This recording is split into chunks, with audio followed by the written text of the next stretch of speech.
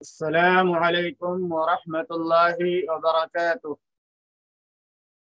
الحمد للہ الذی ہدانا لہذا وما كنا لنهتدی لولا ان ہدانا اللہ۔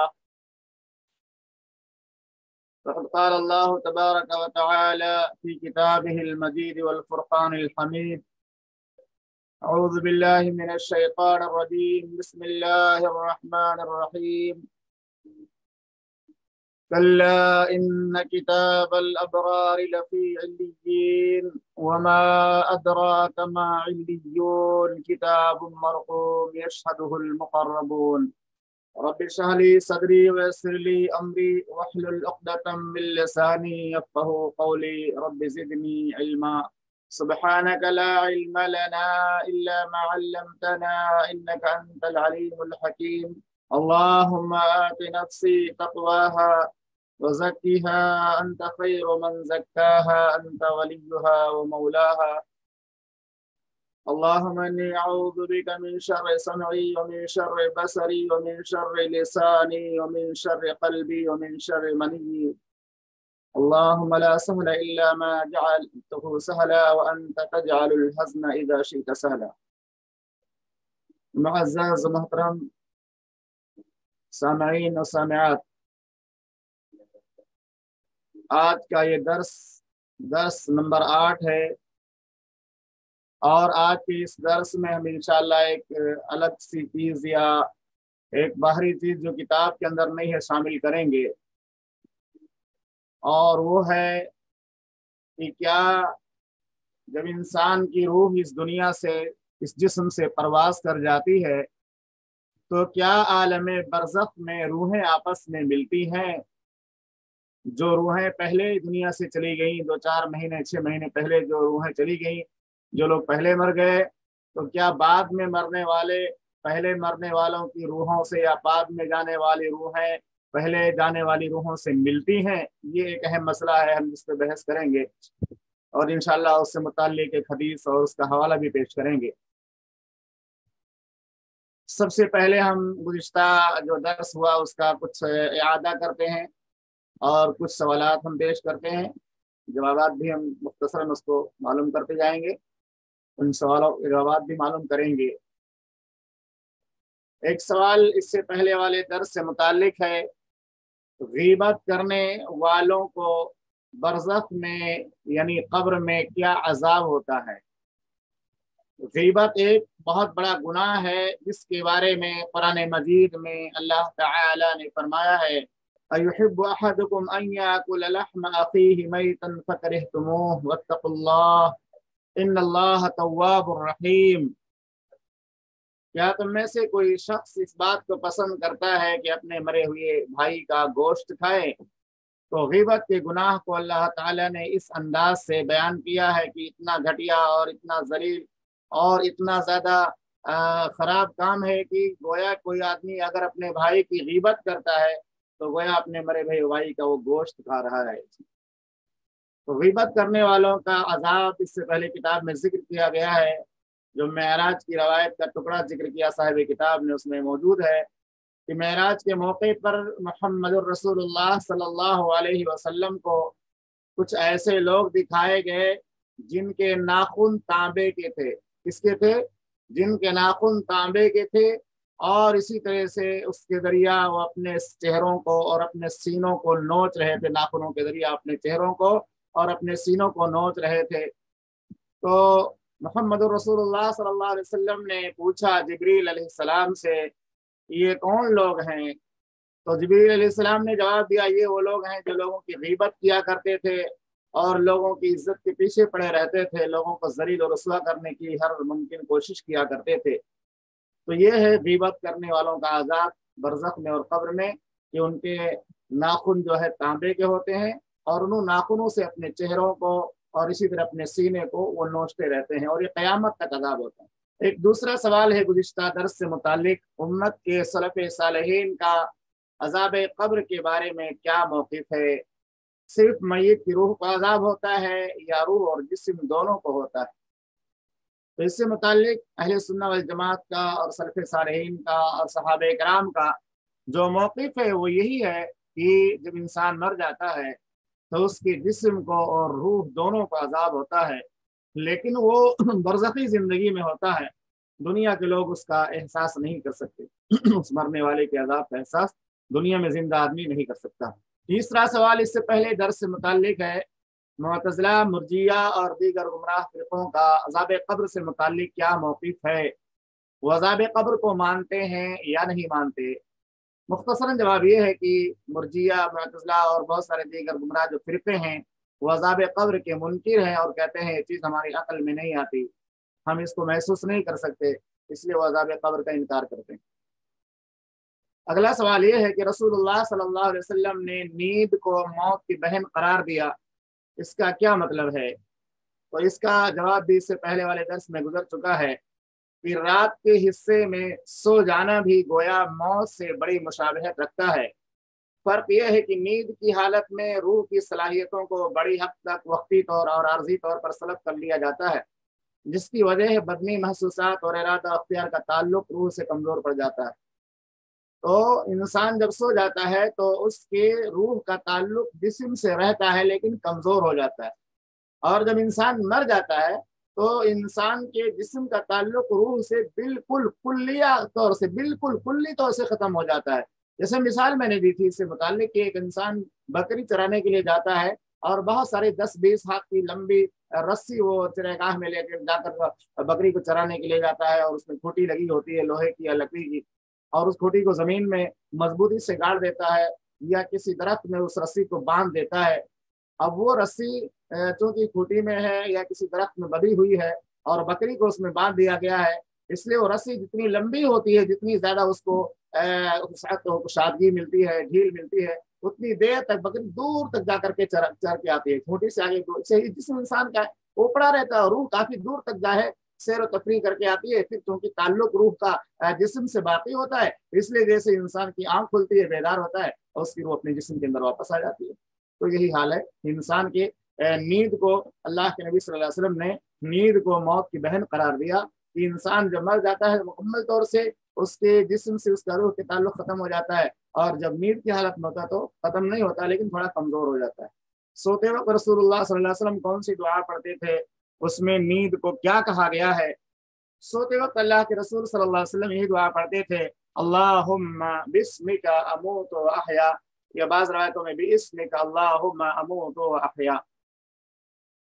اب ہمارا درس باضابطہ شروع ہوتا ہے اس ہیڈنگ کے ساتھ کہ برزخ میں روحوں کی ملاقات کا منظر کیا ہے۔ برزخ میں روحیں جو ملتی ہیں اس کا منظر حدیث میں کس طرح سے بیان کیا گیا ہے۔ سنن ترمذی کی روایت ہے، سنن نسائی کی روایت ہے، حدیث نمبر 1833، اس کے اندر یہ الفاظ ہیں کہ جب نیک آدمی کی روح کو لے کر فرشتے آسمان تک پہنچتے ہیں اور آسمان کے دروازوں پر دستک دیتے ہیں اور اس سے خوشبو آتی ہے اس روح کے اوپر جو لپیٹا ہوا کفن ہوتا ہے، تو فرشتے اس کا استقبال کرتے ہوئے کہتے ہیں ما اطیب ھذہ الریح، یہ کتنی بہترین خوشبو آ رہی ہے، جو روح ابھی زمین سے آئی ہے، جو زمین سے روح پر چڑھ رہی ہے اس سے کتنی بہترین خوشبو آ رہی ہے۔ اللہ ہم سب کو تو نفس مطمئنہ عطا فرما اور پاکیزہ نفس عطا فرما، ہماری نفوس کو پاکیزہ کر، تاکہ ہماری موت کے بعد ہماری روحیں بھی اس طرح سے خوشبودار ہوں تاکہ ان کے لیے بھی جنت کے دروازے کھول دیے جائیں۔ وَيَأْتُونَ بِهِ أَرْوَاحَ الْمُؤْمِنِينَ، وہ 7ویں آسمان کے اوپر جب پہنچ جاتے ہیں نا تو وہاں پہ علیین ہے، جیسا کہ میں نے شروع میں حمد و صلاۃ کے بعد آیت پڑھی سورہ مطففین کی، کَلَّا إِنَّ كِتَابَ الْأَبْرَارِ لَفِي عِلِّيِّينَ، بے شک ابرار نیک لوگوں کی کتاب، ان کے نام اعمال یا ان کا نام درج ہے علیین کے اندر۔ وما ادراک ما علیون، اور آپ کو کیا معلوم کہ علیین کیا ہے؟ کتاب مرقوم، ایک لکھی ہوئی کتاب ہے۔ تو علیین یہ 7ویں آسمان کے اوپر جنتیوں کا رجسٹر ہے۔ تو فرشتے نیک آدمی کی روح کو ایک آسمان سے دوسرے اور تیسرے اور چوتھے اور 5ویں اور 6ٹھے اور 7ویں آسمان تک لے جاتے۔ فَيَأْتُونَ بِهِ أَرْوَاحَ الْمُؤْمِنِينَ، تو وہ روح کو لے کر 7ویں آسمان پر پہنچتے ہیں اور اس کا نام درج کرانے کے لیے الین تک پہنچ جاتے ہیں۔ الین تک، وہ الین وہ رجسٹر ہے جہاں پہ تمام جنتی لوگوں کی روحیں مرنے کے بعد جمع رہتی ہیں۔ وہاں الین میں جب پہنچتے ہیں فَلَهُمْ أَشَدُّ فَرَحًا بِهِ مِنْ أَحَدِكُمْ بِغَائِبِهِ يَقْدَمُ عَلَيْهِ۔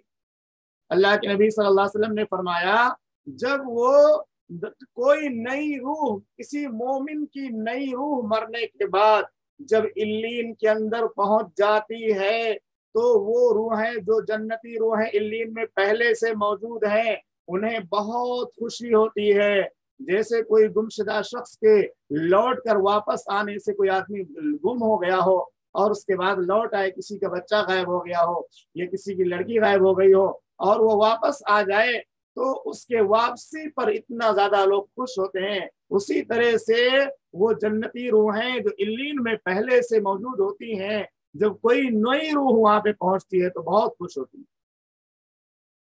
اور وہ روحیں اس سے ان لوگوں کا حال پوچھتی ہیں فَيَسْأَلُونَهُ مَاذَا فَعَلَ فُلَانٌ، اور وہ کہتی ہیں فلاں کے بارے میں بتاؤ، فلاں کے بارے میں بتاؤ، فلاں آدمی بیمار تھا، وہ بھی مرنے کے قریب تھا، اس کے بارے میں کیا معاملہ ہے؟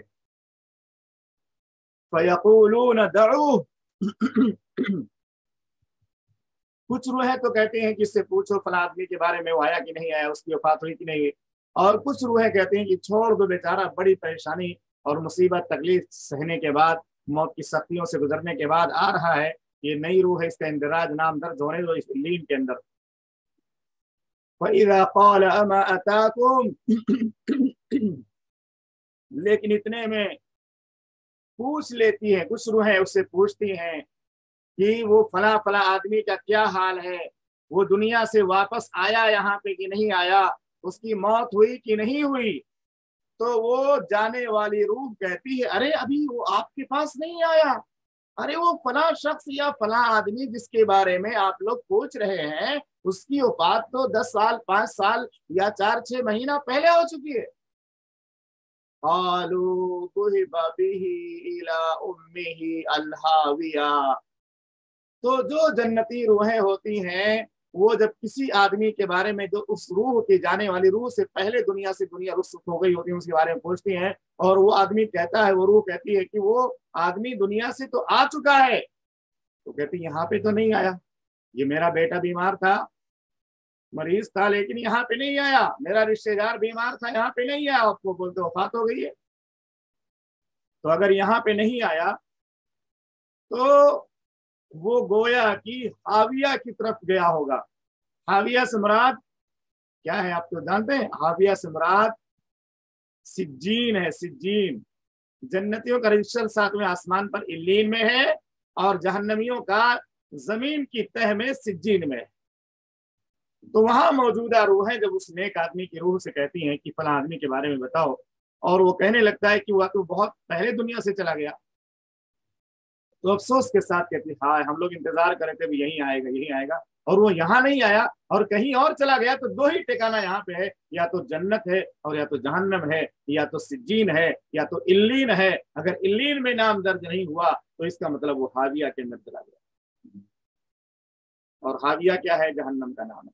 اور جب کافر شخص مرنے کے قریب ہوتا ہے تو عذاب کے فرشتے ایک ٹاٹ کا ٹکڑا لے کر آتے ہیں بدبودار، اور اللہ کہتے ہیں اللہ کے عذاب کی طرف نگر، تو اللہ سے ناراض ہے، اللہ تجھ سے ناراض ہے، اور اس سے بہت زیادہ بدبو پھوٹتی ہے، یہاں تک کہ زمین کے دروازے پر، یہاں تک کہ آسمان کے دروازے پر لاتے ہیں، پھر کہتے ہیں کتنی خبیث بدبو ہے، خراب بدبو ہے، اور اس کو کافر کی روحوں میں چھوڑ دیتے ہیں، وہاں جا کر کے سجین میں اس کو، جہنمیوں کا جہاں نام درج ہوتا ہے وہاں سجین میں اس کو لے جا کر کے اس روح کو چھوڑ دیتے ہیں، یا اس کا نام درج کر کے پھر اس کو قبر میں واپس لوٹا دیتے ہیں۔ یہاں پہ نوٹ میں نے چڑھایا ہے، صرف نیک روحوں کو ملاقات کا موقع ملتا ہے۔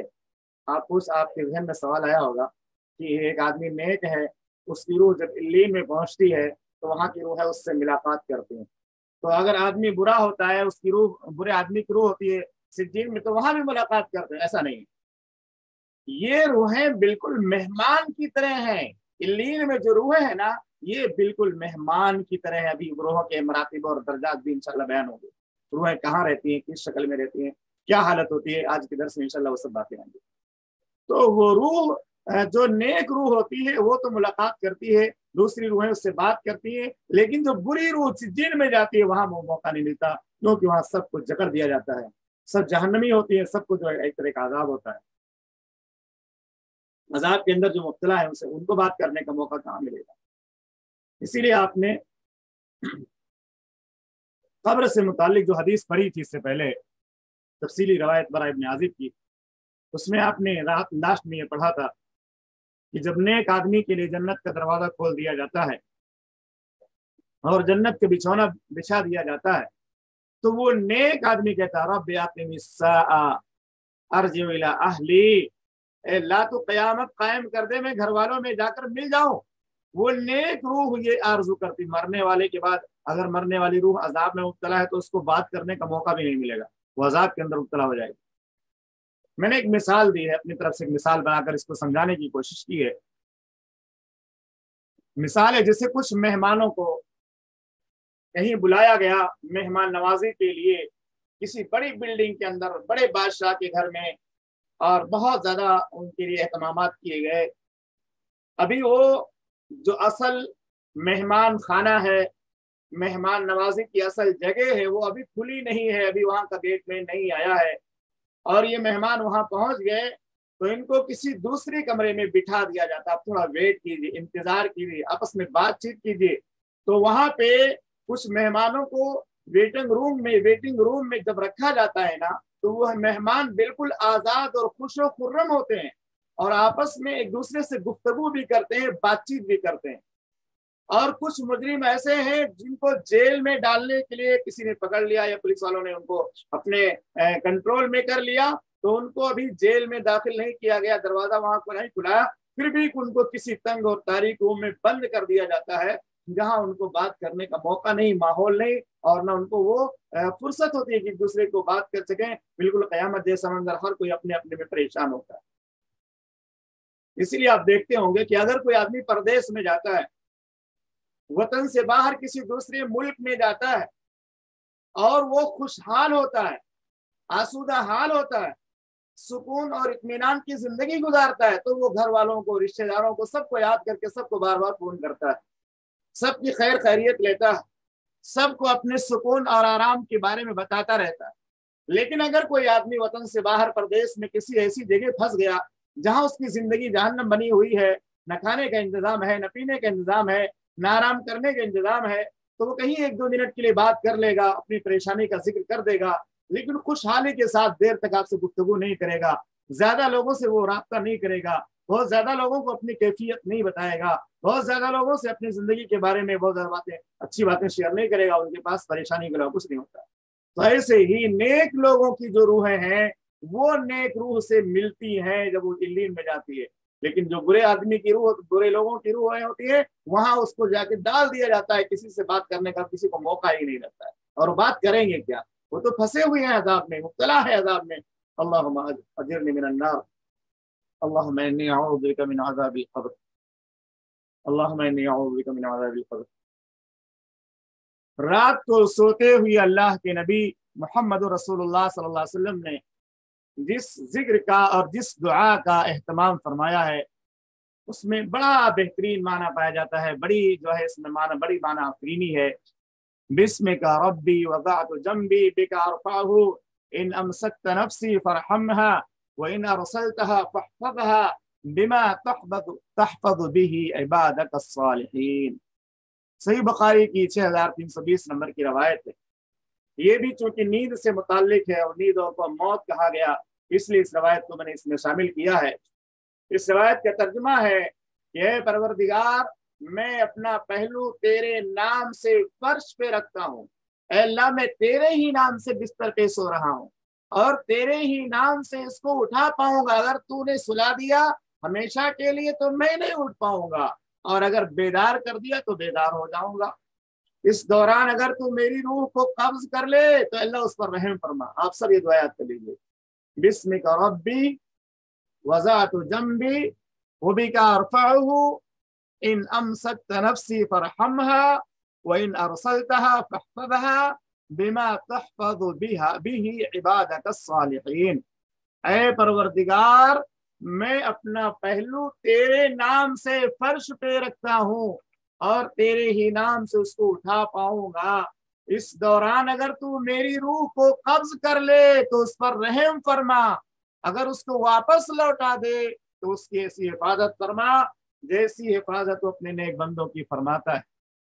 वक्ती नींद और अबदी नींद यानी मौत, दोनों के दरमियान बड़ी मुवासलत है।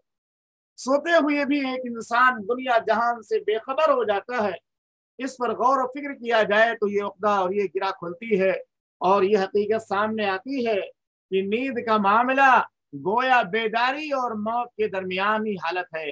बेदारी और मौत के दरमियान की हालत है। नींद का जो मामला है ना, वो यह भी बेदारी और मौत। एक आदमी बेदार भी नहीं है और मरा भी नहीं, दरमियानी हालत में। बेदारी और मौत के दरमियान का मामला होता है नींद का।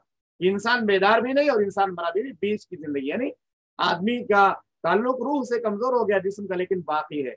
ये बेदारी है और ये मौत है, ये बेदारी और ये मौत, और उसके बीच का जो मामला होता है वो नींद का मामला होता है। इसलिए सोने से पहले अल्लाह सुब्हानहू व तआला को याद करके अपने गुनाहों से मग़फ़िरत चाहने की बड़ी अहमियत है। अगर नींद की हालत में मौत आ गई और आपने दुआ पढ़ करके सोया है तो अल्लाह के दरबार में रूहानी पाकी और नूर ईमानी के तहफ़्फ़ुज़ के साथ पहुँचाई जाएगी और इंशाअल्लाह ज़मानत हासिल हो जाएगी। तो ये एक मसला था जो किसी तालिबा ने या किसी बहन ने, सिस्टर ने सवाल किया था कि मरने के बाद जो नेक लोगों की रूहें या मरने के बाद रूहें आपस में मिलती हैं कि नहीं मिलती हैं। तो इससे मुताल्लिक ये खुलासा मैंने पेश किया और सुनन नसई की रवायत मैंने पेश की। और इंशाअल्लाह ये, क्योंकि मुझे रोमन लिखने में दुश्वारी होती है और रोमन का नोट भी मुझे मिला नहीं, मैं उसको नजरसानी करके अब तक मैं शेयर कर दिया होता। बहरहाल मैं ये नोट्स इंशाअल्लाह फिर शेयर करूँगा। मेरी कोशिश होती है कि मैं जो भी दर्स तैयार करूँ उसको जो है तहरीरी तौर से टाइप करके और आपके ग्रुप में शेयर हो जाए, ताकि जो लोग इसमें उर्दू ना हैं या उर्दू लिखना और पढ़ना जानते हैं उनके लिए एक खजीना हो जाएगा, एक ज़ख़ीरा हो जाएगा। यानी किताब के साथ उसकी शरह भी हो जाएगी इंशाल्लाह, क्योंकि बहुत सारी बातें मैं इसमें दर्ज कर देता हूँ जो किताब की वजाहत से मुताल्लिक होती हैं। अब आइए, एक मौजू अगला है, बड़ा दिलचस्प मौजू है और बहुत ही अहम मौजू है, रूहों का मस्कन और उनके मरातिब में तफाउत। जैसे दुनिया में इंसान, मिसाल के तौर से एक इंसान दुनिया में है ना, कोई आदमी 10,000 रुपए कमाता है तो उसके हिसाब से उसको मकान का इंतजाम करना पड़ता है। कोई आदमी 50,000 कमाता है तो उसके हिसाब से वो अच्छी बिल्डिंग में रहता है। कोई आदमी लाखों कमाता, करोड़ों की प्रॉपर्टी है उसके पास, तो वो बाकायदा बंगले में और बाकायदा महल में और जाती घर में रहता है। ऐसे ही मरने के बाद जिस आदमी का अमल जितना अच्छा होगा, जिसका ईमान जितना अच्छा और बेहतर होगा, उसी एतबार से उसकी रूहों को दर्जा मिलेगा, उसकी रूहों को उसी एतबार से क्वालिटी मिलेगी रहने के लिए। ये पॉइंट है, रूहों का मस्कन और उनके मरातिब में तफाउत। उर्दू किताब जिन लोगों के पास है वो हेडिंग पढ़ लें, रूहों का मस्कन और उनके मरातिब में तफाउत। अल्लामा इब्न क़य्यिम रहमतुल्लाह कहते हैं कि बरज़ख में रूहों का मुस्तक़र मुख्तलिफ किस्म का होता है। बरज़ख में रूहें हैं ना, कोई नबी है, कोई सिद्दीक है, कोई शहीद है, कोई बड़ा पैगंबर है, कोई छोटा पैगंबर है।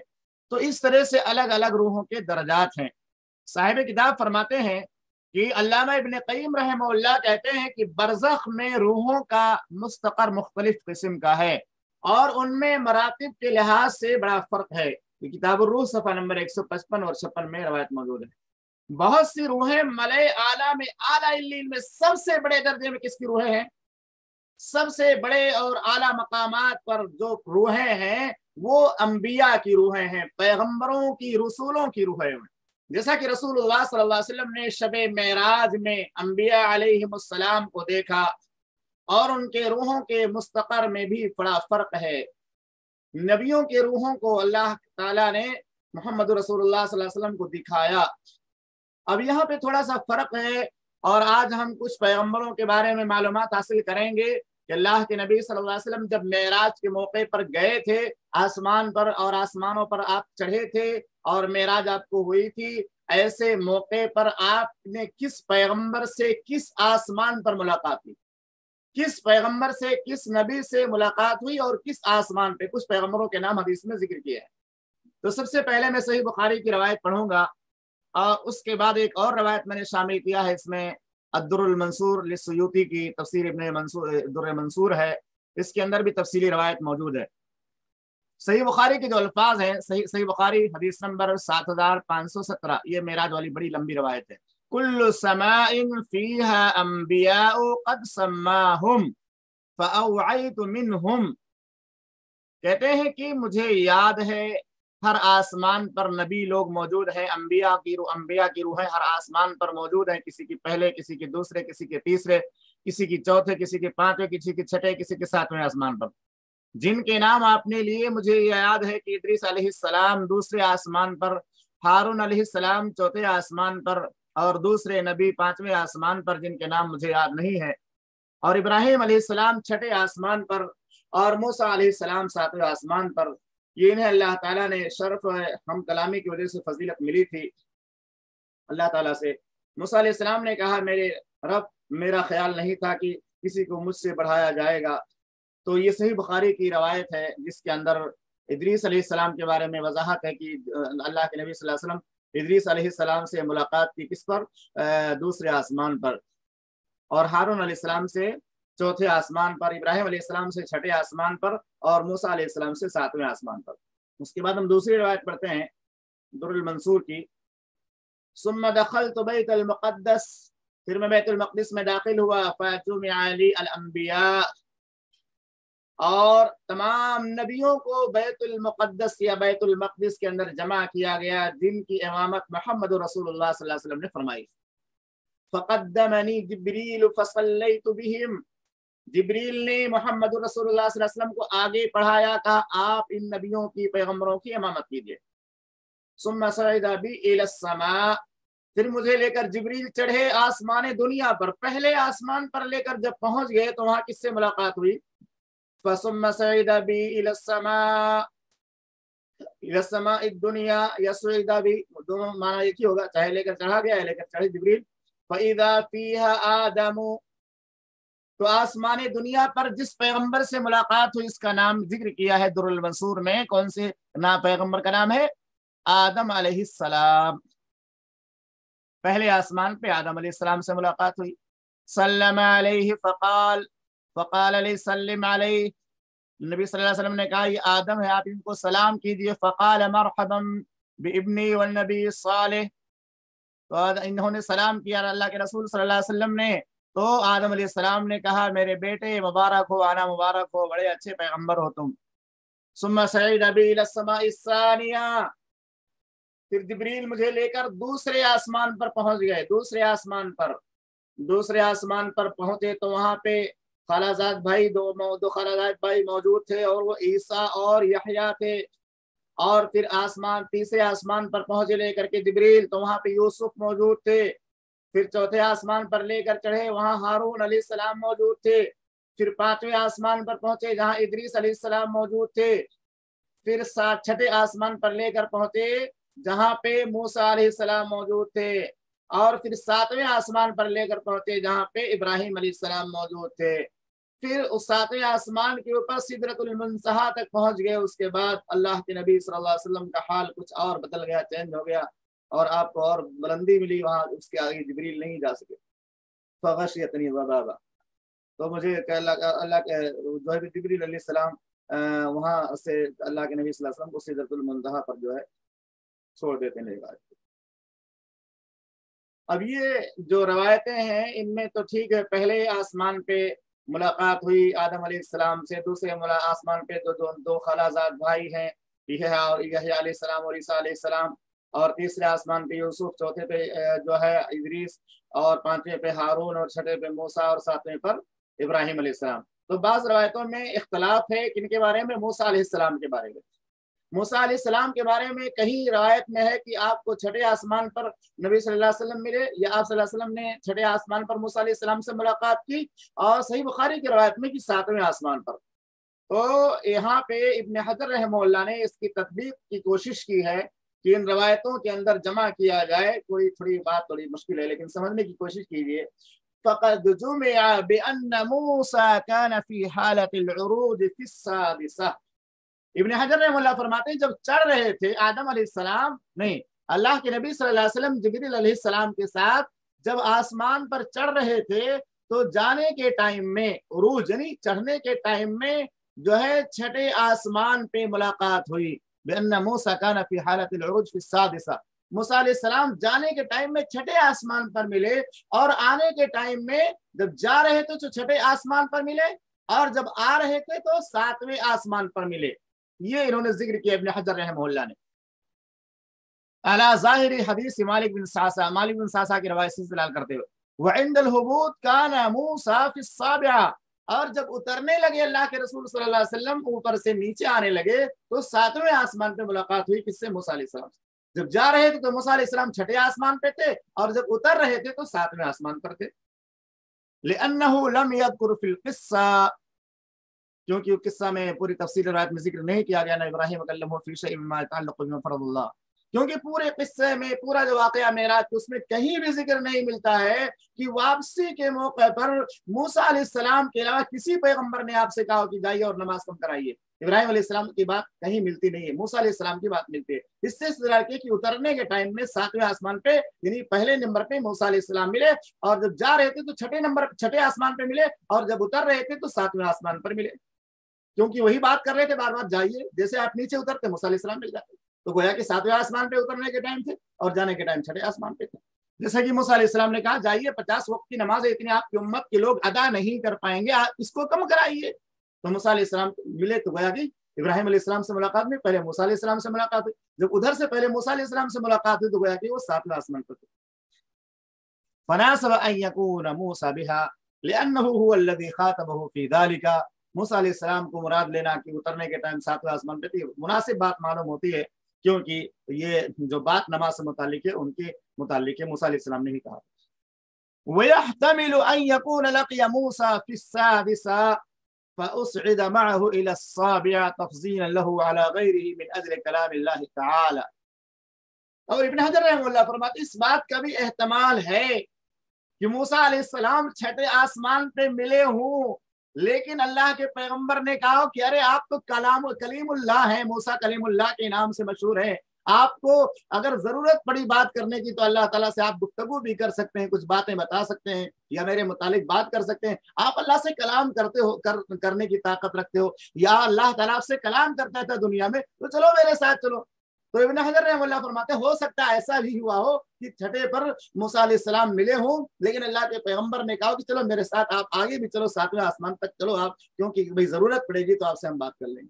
جیسے کوئی آدمی کسی کے پاس جاتا ہے کسی جج سے ملنے کے لیے یا کسی وکیل سے ملنے کے لیے، تو کوئی ہوشیار ذہین فقیر آدمی جو انگریزی میں ماہر ہو، بات کرنے ماہر ہو، تو اس کو آدمی ساتھ میں لے لیتا، چلیے میں اگر اٹک جاؤں گا بات نہیں کر پاؤں گا تو آپ بات کر لیجیے گا۔ تو ابن حجر رحمہ اللہ فرماتے ہیں کہ ایک تو قول یہ ہے کہ جانے کے ٹائم چھٹے آسمان پہ تھے موسیٰ علیہ السلام اور واپسی میں 7ویں آسمان پہ تھے، اور دوسری بات ہے کہ ہو سکتا ہے کہ جانے کے ٹائم جب چھٹے آسمان پر موسیٰ علیہ السلام ملے ہوں تو اللہ کے پیغمبر نے ان کو اپنے ساتھ لیا کہ آپ کلیم اللہ ہیں بھائی، آپ ہمارے ساتھ چلیے، آپ کا بڑا مقام ہے، آپ بات کر سکتے ہیں اللہ تعالیٰ سے، ضرورت کے مطابق ہو سکتا ہے ضرورت پڑ جائے تو آپ بات کریں۔ تو بہرحال یہ 2 اقوال ہیں اور اس میں کوئی تعارض نہیں ہے، ایسا ہو سکتا ہے کہ اللہ کے پیغمبر کے ساتھ موسیٰ علیہ السلام اوپر چلے گئے ہوں اور اللہ کی اجازت سے 7ویں آسمان تک، پھر آپ واپسی میں جب واپس ہونے لگے ہوں تب انہوں نے پھر روکا ہو کہ نہیں یہ 50 وقت کی نماز ہے۔ وہ پوچھے ہوں گے کہ ہاں آپ اللہ کے پاس گئے تو کیا بات ہوئی، تو اللہ تعالیٰ کے بارے میں اللہ کے نبی صلی اللہ علیہ وسلم نے کہا کہ 50 وقت کی نمازیں دی گئی ہیں میری امت کو، تو موسیٰ علیہ السلام نے کہا نہیں، یہ 50 وقت بہت زیادہ ہے۔ تو یہ فتح الباری کی میں نے عبارت اور اس کا خلاصہ پیش کیا، اس قول کو امام نبی نے بھی ذکر کیا ہے۔ بعض روحیں سبز رنگ چڑیوں کی قالب میں ہیں۔ پہلے نمبر پہ تو آپ کو بتایا گیا کہ اعلیٰ علیین میں، علیین کا جو سب سے اونچا درجہ ہے اس میں کس کی روح ہیں؟ پیغمبروں کی، رسولوں کی، نبیوں کی۔ نمبر 2، بعض روحیں سبز رنگ کی چڑیوں کے قالب میں ہیں، جیسے کوئی طوطا ہے، طوطے کی ایک باڈی ہے، اس کا جسم ہے، اس میں شہید کی روح کو ڈال دیا جاتا ہے۔ سبز رنگ طوطا، چونکہ ہم لوگ دیکھتے ہیں کہ ایک ہرے رنگ کا پرندہ ہے، تو سبز رنگ کی چڑیاں ہوتی ہیں. جب کوئی آدمی شہادت پا جاتا ہے، خاص طور سے میدان قتال میں لڑتے ہوئے، ایسے شہداء خاص طور سے جو اللہ کی راہ میں لڑتے ہوئے شہید ہو جاتے ہیں، تو ان کی روحوں کو ڈال دیا جاتا ہے سبز رنگ کی چڑیوں کی قالب میں، اور وہ جنت میں جہاں چاہتی ہیں پھرتی رہتی ہیں. اور یہ صرف بعض شہیدوں کی روح ہیں. یہ شہید بہت سارے ہوتے ہیں، جیسے کہ جو عورت درد ذہ میں یا ولادت کے موقع پر وفات پاتی اس کو بھی شہید کہا جاتا ہے. جو پیٹ کی بیماری مر گیا اس کو بھی شہید کہا جاتا ہے. جو ڈوب کر مر گیا اس کو بھی شہید کہا جاتا ہے. جان بوجھ کر نہیں، ایسے ہی نہارا تو ڈوب گیا. یا کسی گھر میں آگ لگ گئی جل کر مر گیا تو اس کو بھی شہید کہا جاتا ہے. تعاون کی بیماری میں مر گیا تو اس کو بھی شہید کہا جاتا ہے. تو حکمی شہید ہیں لوگ کہ ان کے گناہوں کو اللہ تعالیٰ معاف کر دیتا ہے، درجہ ان کا بڑھا دیتا ہے. لیکن حقیقی شہید جو اللہ کی راہ میں لڑتے ہوئے اپنے جان مال سب کو قربان کر دے، جیسا کہ اس سے پہلے آپ نے سعد بن معاذ رضی اللہ عنہ کی فضیلت کے بارے میں سنا ہے. تو ایسے شہداء جو اللہ کی راہ میں لڑتے ہوئے شہید ہو گئے، ان کی روحوں کو کہاں ڈال دیا جاتا ہے؟ سبز رنگ کی چڑیوں کے قالب میں، اور وہ جنت میں جہاں چاہتی ہیں اڑتی پھرتی رہتی ہیں. یہ صحیح مسلم کی کتاب الجہاد کی روایت ہے. اب میں اس کی شرح کرتا ہوں. اس کی شرح کے لیے ہم روایت کے الفاظ کو نقل کرتے ہیں اور اس کو جمع کرتے ہیں. مسروق سے روایت ہے، وہ کہتے ہیں کہ میں نے عبداللہ ابن مسعود رضی اللہ تعالیٰ عنہ سے اس آیت کی تفصیل پوچھی جو شہداء کے بارے میں ہے. وَلَا تَحْسَبَنَّ الَّذِينَ قُتِلُوا فِي سَبِيلِ اللَّهِ أَمْوَاتًا بَلْ أَحْيَاءٌ عِنْدَ رَبِّهِمْ يُرْزَقُونَ. اس آیت کی شرح کے بارے میں، تفسیر کے بارے میں پوچھا. قَالَ إِنَّا قَدْ سَأَلْنَا عَنْ ذَلِكَ. تو عبداللہ بن مسعود رضی اللہ تعالی عنہ نے کہا اگر آپ مجھ سے اس آیت کی تفسیر پوچھ رہے ہو نا، تو ہم نے بھی اس آیت کی تفسیر محمد رسول اللہ صلی اللہ علیہ وسلم سے پوچھی تھی. اللہ کے پیغمبر نے اس کی تفسیر ہم کو بیان فرمائی. آپ صلی اللہ علیہ وسلم نے کیا تفسیر بیان فرمائی؟ فرمایا اللہ کے رسول صلی اللہ علیہ وسلم نے ارواحهم فی جوف طیر خضر. ارواحهم شہیدوں کی روحیں ہوتی ہیں فی جوف طیر خضر، سبز پرندوں کے خول میں. خول یعنی ان کے جسم کا جو ڈھانچہ ہوتا ہے اس کے اندر اللہ تعالیٰ ڈال دیتا ہے اور چڑیا اڑنا شروع ہو جاتی ہے. سبز پرندوں کے خول میں ان کی روحوں کو، شہیدوں کی روحوں کو ڈال دیا جاتا ہے. لہا قنادیل معلقۃ بالعرش. اور اس کے بعد کیا ہوتا ہے؟ ان شہیدوں کی روحوں کو جب سبز رنگ کے پرندوں کے خول میں ڈال دیا جاتا ہے تو پھر وہ روحیں وہاں پہ چرتی ہیں، چگتی ہیں، دوڑتی ہیں، پھرتی ہیں، ادھر سے ادھر، ادھر سے ادھر. سبز چڑیوں کے قالب میں قندیلوں کے اندر ہیں. ایسی قندیلیں جو عرش سے معلق ہیں، لٹک رہی ہیں. ان قندیلوں میں وہ بیٹھی ہوتی ہیں، خوبصورت قندیلوں میں جو قندیلیں عرش سے لٹکی ہوتی ہیں، اسی قندیلوں میں وہ سبز رنگ کی چڑیوں کے خول میں روحیں شہیدوں کی ڈال دی. اللہ اکبر. شہیدوں کا مقام کتنا بڑا، کتنی فرحت، کتنی خوشی ان کو ملتی ہوگی. اور جہاں چاہتی ہیں جنت میں چرتی پھرتی ہیں. جیسے بہت سارے گھروں میں نا وہ دربہ بنا دیتے ہیں، یا بہت سارے گھروں میں کبوتروں کے لیے جگہ بنا دی جاتی ہے، مان بنا دیا جاتا ہے، اور وہ کبوتر وہیں پہ اترتے ہیں، نیچے آتے ہیں، جاتے ہیں، اور پھر وہاں سے اڑ کر باہر چپ کر کے پھر آ کے وہاں بیٹھ جاتے ہیں. تو ایسے وہ عرش سے ان کی قندیلیں یا ان کے گھونسلے کی طرح قندیلیں ان کی معلق کر دی جاتی ہیں، اور وہاں پہ آ کے آرام کرتی ہیں، اور پھر وہاں سے پھر اڑ کر کے پھر جنت کے اندر سیر کرتی ہیں. اللہ اکبر. کتنا سکون اور کتنی فرحت ان کو ملتی ہوگی شہیدوں کی روحوں کو کہ مرتے ہی وہ جنت کی جو ہے باغات میں اور جنت کی نعمتوں میں دوڑنا شروع کر دیتی.